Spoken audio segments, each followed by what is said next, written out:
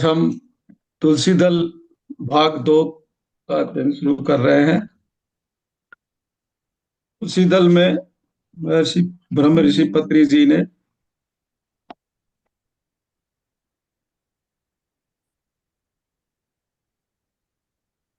पहले अध्याय में बताते हैं कि ज्ञान पथ क्या है। चार सत्य हैं। पहला सत्य है सर्वत्र दुख व्याप्त है। दूसरा है तृष्णा से ही दुख जन्म लेता है। और तीसरा है तृष्णा अविद्या जनित है। और अविद्या को अष्टांग मार्ग से दूर किया जा सकता है। ये चार सत्य है। प्रकृति सदैव विद्यमान है, परंतु निरंतर अपना रूप बदलती रहती है। ऐसी निरंतर परिवर्तनशील प्रकृति में हम जी रहे हैं। हमारे आसपास के सभी विषय सदा बदलते रहते हैं। इस सत्य को हमेशा याद रखना ही ज्ञान पथ पर चलना है। इस प्रकार हर प्राणी में रहने वाला मैं भी प्रकृति का एक अंश ही है। मैं परिवर्तनशील भावनाओं का समुदाय है। वास्तविकता में मैं कहीं नहीं है।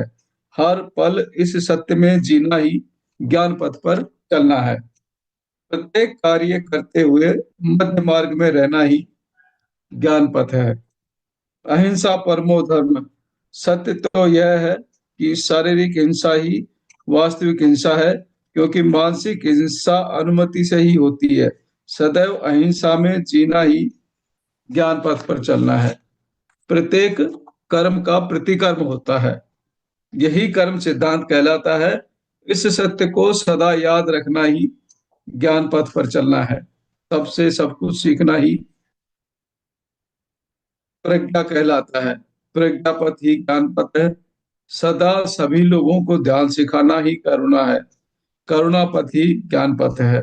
समस्त प्राणियों से हमेशा दोस्ती का भाव रखना है। दोस्ती का पथ ही ज्ञान पथ है। इसका उदाहरण है गौतम बुद्ध, जो एक असाधारण सत्य परिशोधक है। गौतम बुद्ध एक असाधारण ध्यान योग परिसाधक है। गौतम बुद्ध एक असाधारण कर्म सिद्धांत के परिबोधक हैं। गौतम बुद्ध असाधारण ध्यान और ज्ञान परिप्रचारक हैं। जो लोग ज्ञान में प्रवेश करना चाहते हैं, उन सबको गौतम बुद्ध की तरह सत्य का परिशोधक, कर्म सिद्धांत का परिबोधक, ध्यान योग परिसाधक तथा ध्यान ज्ञान परिप्रचारक बनना चाहिए। ज्ञान पथ चलने का ज्ञान पथ पर चलने का मतलब यही है। व्यक्ति को महान बनाने वाली एकमात्र प्रक्रिया है ध्यान। ध्यान मनुष्य को दिव्य बना देता है। ध्यान से आध्यात्मिक संपदा बढ़ जाती है तथा सुख संतोष और ब्रह्मानंद की प्राप्ति होती है। ज्ञानी के जीवन में कुछ न होते हुए भी सब कुछ होता है। वह सदैव प्रसन्न रहता है। ध्यान संपूर्ण कैवल्य साधना का मार्ग है। ध्यान करने का अर्थ है परमात्मा बनकर परमात्मा में लीन होना। हम सब विश्व शक्ति के ही रूप हैं। ध्यान करने से अपने अंदर की विश्व शक्ति का विस्तार हो जाता है। ध्यान मनुष्य के लिए ईश्वर की एक महान व अद्भुत देन है। संसार ही निर्वाण है, देह ही मंदिर है, जीव ही भगवान है। मैं ही तुम में हूँ, तुम ही मैं हो। मैं ही सब कुछ हूँ, सब कुछ मैं ही हूँ। जैसा जहाँ जैसा ऊपर है वैसा ही यहाँ भी है। इस धर्म में जो है सभी धर्मों में वही है। मैं की मृत्यु से जीवन है और मैं के जीवन से ही मृत्यु है। ज्ञानान मुक्ति, यह महामुनि कपिल का दिया हुआ सांख्य सूत्र है। आत्मज्ञान के बिना दुख से मुक्ति असंभव है। इस प्रकार ध्यान के बिना आत्मज्ञान असंभव है। अतः ध्यानान ज्ञान है, इसकी चर्चा अवश्य करनी चाहिए। ध्यान का मतलब है चित्त वृद्धि वृत्ति का निरोध, अर्थात चित्त की समस्त हलचल को बंद करना। उसके बाद दिव्य चक्षु का उत्तेजित होना, ऐसा श्वास पर ध्यान रखने से ही साध्य होता है। शंकराचार्य जी ने कहा है, देहो देवालय प्रोक्त है, स जीव है, केवल शिव है। अर्थात शरीर ही मंदिर है और जीव ही सनातन देव है। यदि शरीर नहीं तो मंदिर भी नहीं, अगर जीवन ही नहीं है तो फिर भगवान भी नहीं है। शरीर में होते हुए ध्यान करना चाहिए। ध्यान करने के लिए यह शरीर है, यदि शरीर नहीं तो ध्यान कहाँ। देह का नाश होने के बाद और ऊपर की दुनिया में चले जाने के बाद जीव अफसोस मनाता रह जाएगा। वहां देह नहीं होता, इसलिए प्राणी ध्यान नहीं कर सकता। तब केवल दूसरे जन्म की प्रतीक्षा ही करनी पड़ती है। आजकल मंदिर पूजालय के रूप में है। आजकल के पुजारियों के लिए घर तथा स्त्रियों के लिए वार्तालाप का स्थल बन गए हैं। अतः तुरंत सभी मंदिर ध्यान केंद्र बने और सभी मंदिर ध्यान साधना स्थल बने। सभी मंदिर ध्यान शास्त्र के प्रशिक्षण स्थल बने। ध्यान ज्योति से आत्म ज्योति जलती है, आत्म ज्योति से ज्ञान ज्योति जलती है, ज्ञान ज्योति से धर्म ज्योति जलती है, धर्म ज्योति से सुकर्म ज्योति जलती है और सुकर्म से आरोग्य आनंद ज्योति जलती है। आरोग्य आनंद ज्योति से नित्य प्रगति चलती है। सबका मूल ध्यान ही है। अतः सबसे पहले ध्यान ज्योति को जलाना चाहिए। ध्यान ज्योति आनापानसति द्वारा जलती है, वह विपश्यना में और प्रकाश में हो जाती है। सबका मूल ध्यान ही है। जीवन में उत्साह और आनंद का मूल ध्यान ही है। समस्त प्राणियों में दोस्ती का मूल भी ध्यान है। इतना ही नहीं, समस्त धर्मों के मूल में ध्यान ही है। विद्या और विनम्रता पाने के लिए ध्यान ही मूल है। अतः हमेशा अपने और दूसरों के भीतर ध्यान ज्योति जलाएं। मूर्ति के सामने कपूर जलाने का अभिप्राय क्या है? इस शरीर रूपी मंदिर में मन रूपी कपूर जलाकर बुद्धि नामक ज्योति को जलाना चाहिए। इस कांति में ही हम अपने आप को समझ सकेंगे। इस शरीर के भीतर के अंधकार को निकालना चाहिए। शरीर के अंदर की मलिनता अर्थात पूर्व जन्म कृत पापों की अपवित्रता को हमें निकाल देना चाहिए। नित्य रोगी को नित्य योगी बनने के लिए ध्यान ज्योति को जलाना चाहिए। ध्यान एक अनंत यात्रा है। ध्यान महान धन है। ज्ञान ही ध्यान का वरदान है। ज्ञान प्राप्ति के लिए निरंतर ध्यान साधना आवश्यक है। मंथन का मतलब है मथना। ध्यान मंथन ही ज्ञान का मंथन है। ध्यान मंथन ही ज्ञानी के जीवन का लक्ष्य है। ध्यान मंथन ही सबके जीवन का लक्ष्य है। अतः हम सब ध्यान करेंगे, खूब ज्ञान प्राप्त करेंगे। हम सब ध्यान का मंथन करेंगे। ध्यान गोविंदम। गो का अर्थ है इंद्रियां। गोपाल का अर्थ है जो इंद्रियों को अपने अधीन रखे। इंद्रियां छह हैं, पांच बहिर्मुखी और एक अंतर्मुखी अर्थात मन। जिसे आत्मानुभव प्राप्त है केवल वही गोपाल हो सकता है। उसी की इंद्रियां उसे खुशी देती है। अपरिमित स्वभाव वाले इंद्रिय आत्मानुभव और आत्मदीप्ति के बाद परिमित होकर चमकते हैं। पतंजलि ने कहा है, योग चित्तवृत्ति निरोध है, अर्थात चित्त की हलचल को रोकना ही योग है। इसके लिए एकमात्र मार्ग है सुखमय प्राणायाम अथवा आनापानसति अथवा सांस पर ध्यान रखना, पवन पुत्र बनना, अपनी प्राण धारा से एकाकार हो जाना। गो अर्थात इंद्रियां, परंतु गोविंद का अर्थ क्या है? सांसारिक जन गोविंद गोविंद चिल्लाते रहते हैं पर नहीं जानते कि इसका अर्थ आत्मा है।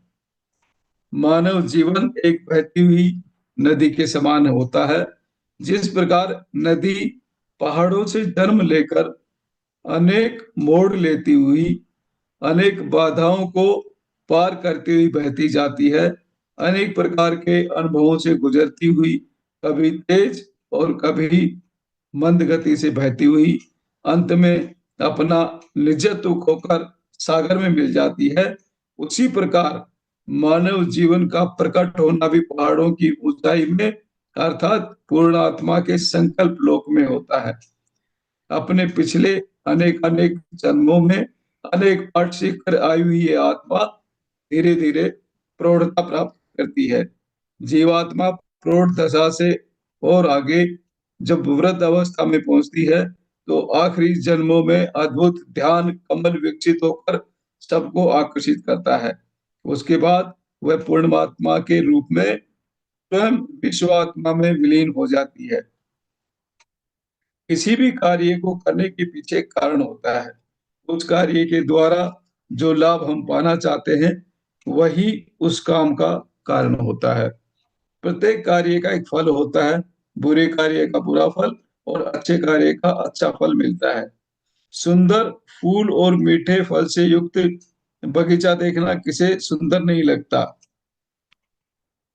परंतु ध्यान फूल और फल सहित जीव शक्तिहीन रहता है। ध्यान साधना द्वारा पाए जाने वाला फल ही दिव्य फल है। श्री कृष्ण ने गीता में अर्जुन से इसी ध्यान फल को पाने की बात कही है। तस्मात योगी भव अर्जुन, हमें उनकी इस आज्ञा का पालन करना है। आनापानासति विपश्यना ध्यान रीति का प्रचार करना ही पिरामिड स्पिरिचुअल सोसाइटीज का परम उद्देश्य है। दुख रहित और जन्म रहित होना ही ध्यान का फल है।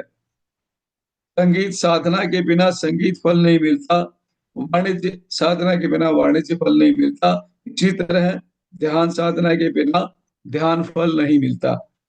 ध्यान बोध के लिए सभी मुमुक्ष आ सकते हैं। उनके लिए कोई प्रवेश शुल्क नहीं है।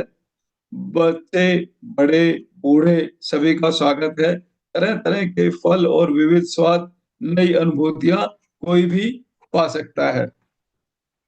आदमी दुनिया को जीतना चाहता है मगर स्वयं अपने आप को नहीं जीत रहा। आदमी दूसरों को ठीक करना चाहता है मगर स्वयं को ठीक नहीं कर रहा। आदमी अपने पड़ोसियों से ज्यादा संपत्ति जुटाना चाहता है, महान बनना चाहता है, लेकिन यह नहीं सोचता कि मुझे विवेकानंद और रमन महर्षि से महान क्यों नहीं बनना। आदमी धनवान बनना चाहता है पर ज्ञानी होने का विचार नहीं कर रहा। ऐसे लोगों को छोड़कर अब हम मनुष्यों को ज्ञानी बनाएंगे तो क्या करें? मनुष्य अपने दोषों को दूर करके नए दिव्य जीवन का श्री गणेश करे। हर मनुष्य को विवेकानंद और रमन महर्षि की तरह महान बनने की कोशिश करनी चाहिए।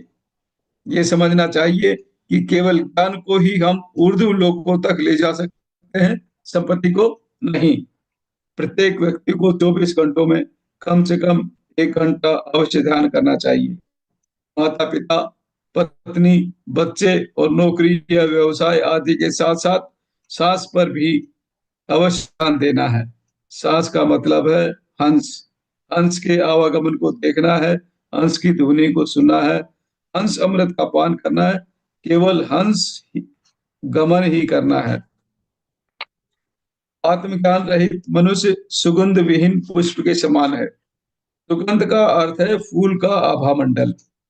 जितनी दूर तक सुरभि का विस्तार होगा उतनी ही उस फूल की महत्ता होगी। प्रत्येक व्यक्ति की शक्ति, ज्ञान और चेतना निरंतर बढ़ती रहनी चाहिए। इसके लिए ध्यान, स्वाध्याय और सज्जन संगति की आवश्यकता है।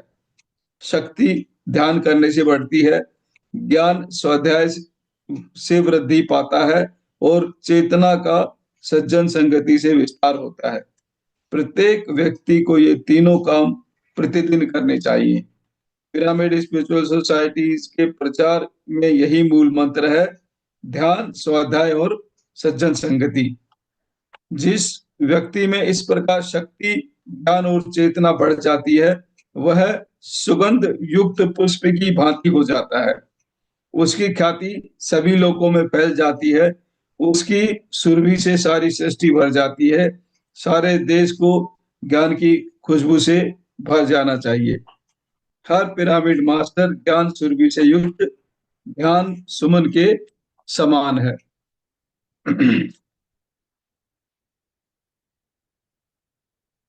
भक्ति योग नहीं है, बल्कि रोग है। कर्म भी योग नहीं है बल्कि धर्म है। ज्ञान ही योग है और ध्यान ही योग है।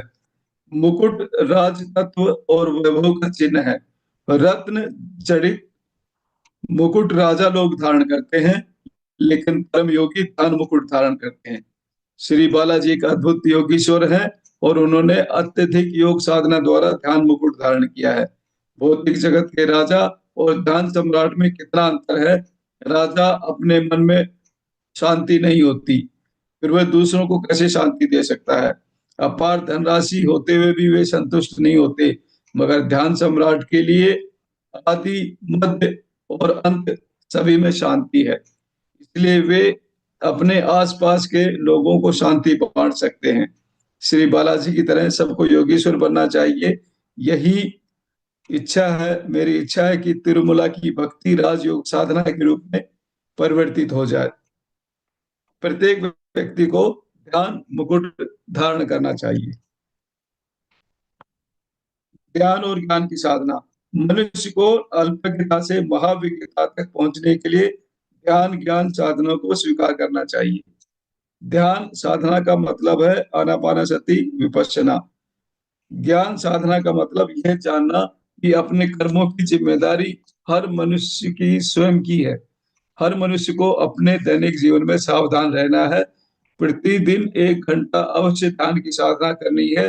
ज्ञान साधना को हर पल याद रखना है। जगत में 3 प्रकार के लोग हैं। एक, जो साधना में नहीं है। दूसरे, जो साधना में है। और तीसरे, जो सिद्ध हैं। जो साधना में नहीं है उन्हें तुरंत साधक बनना चाहिए। जो साधना में है वे अवश्य सिद्ध हो जाएंगे।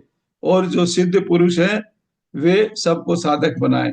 प्रत्येक को सिद्ध पुरुष बनना है, सबको, अर्थात बच्चे, बड़े, स्त्री पुरुष, साक्षर निरक्षर, सभी को ध्यान योगी और ज्ञान योगी बनाना ही पिरामिड स्पिरिचुअल मास्टर्स का एकमात्र लक्ष्य है। बस आज के लिए इतना ही। सभी को बहुत बहुत धन्यवाद।